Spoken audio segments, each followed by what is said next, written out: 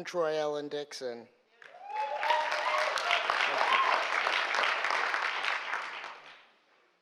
I am sitting in the boys' school auditorium with a gaggle of other students from all grades. I have always lived in mostly white neighborhoods and attended mostly white schools. We are all there to audition for the spring play, The Crucible. I am trying out for a part as one of the young girls who experiences the collective hysteria that leads to the Salem witch trials. Called up to the stage for my audition, I climb the steps holding my copy of the play. A page is dog-eared at the part I plan to read. I've memorized most of it, but just in case, carry the book as a prompt. The drama teacher says, "Turn to page such and begin at the top." I look at the page I have marked, which is not the page or scene he has asked me to read. In fact, I don't even know the passage he has asked me to read. I mumble a version of, "I beg your pardon?" And he repeats the instruction. I turn to the page he has indicated and see the stage direction in italics above the name of the character. It is Tituba. She is the slave, the first to be accused of witchcraft and the only character who is not a descendant of Europeans. Looking out into the auditorium, I see that I am the only black person there. I begin reading. Oh, it be no hell in Barbados. Devil, him be pleasure man in Barbados. Him be singing and dancing in Barbados. It's you folks. You riles him up round here. It be too cold round here for that old boy. A terse thank you from the drama teacher interrupts my reading. He looks back at his list and calls the next name. I leave the stage, disappointed that I'm not allowed to read from the scene I selected, thrown off by the fact that I've not been allowed to even complete the passage, and upset by the thought that I obviously don't have the skill to get a part in the school play. So imagine my shock when I scan the posted list of students selected for the play and find my name next to the character of Tituba. Then again, who else is going to play Tituba? It's not as if we have scads of black students at the school. I am congratulated by my classmates and we start rehearsals. I may not have been cast in the role of Abigail or even Mercy, but I am in the play and I am pleased with that accomplishment. Everything is going along fine until we start the technical rehearsals. While lighting the scenes, the drama teacher notes that I don't look very dark under the lights and that my color is washed out by the footlights. Another teacher says she can fix that with makeup. No big deal, I think, since everyone is going to be wearing makeup.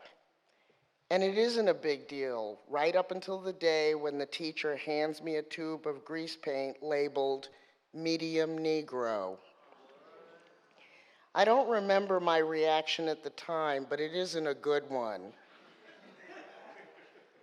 Negro is still in common usage back then, so I'm not offended by the term, but I am definitely taken aback by the idea that I need to be artificially Negro colored since I already am a Negro.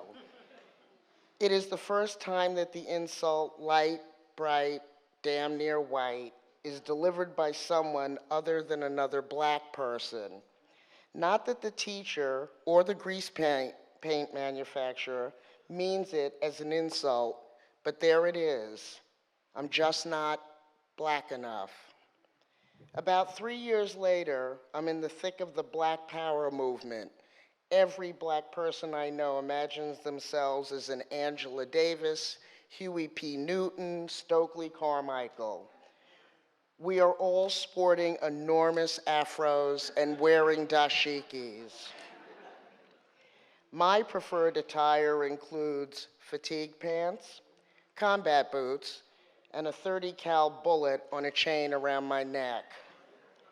After all, I am part of a revolution, so I have to dress the part. We are all involved in staging events and performances that celebrate our blackness. We decide to perform For Women by Nina Simone. I'm tapped to help choreograph the movements of the four performers. 3 women have been selected and have chosen their roles: Aunt Sarah, Sophronia, Sweet Thing. No one steps forward to claim the role of the 4th woman, a revolutionary badass named Peaches. Someone suggests me for the role. There's conversation. You have got to be kidding me, I reply several times. My friends live in predominantly black neighborhoods in New Rochelle. I do not. They have parents who may not wholeheartedly support their revolutionary fervor, but do not question their actions as my mother does. She doesn't understand my need to have an afro and wear dashikis. You know you're black. I know you're black. Anyone looking at you can tell you're black, she tells me. Later, following the shootings at Kent State and Jackson State, her thinking will become a bit more radicalized. But even though I'm dressing the part of a black revolutionary, I still struggle with the whole "am I black enough" question. My friends prevail, and I perform the role of Peaches. My skin is brown, my manner is tough. I'll kill the first mother I see. My life has been rough. I'm awfully bitter these days because my parents were slaves. What do they call me? They call me Peaches. Playing the role of Peaches turns out to be a rehearsal for the many choices I will make in my life. From my choice of college, Oberlin, one of the first white schools to admit blacks and the first college to admit women, to the advertising agency where I will spend many productive years, one that recruits, retains, and promotes minorities and women. It's also a blueprint for the choices I make when I become a mother, not straightening my daughter's hair despite my mother's objections, but instead styling it in a cute fro. At 13, I'm forced to play the role of Tituba, a black slave. At 16, I choose to play the role of Peaches, and I feel empowered.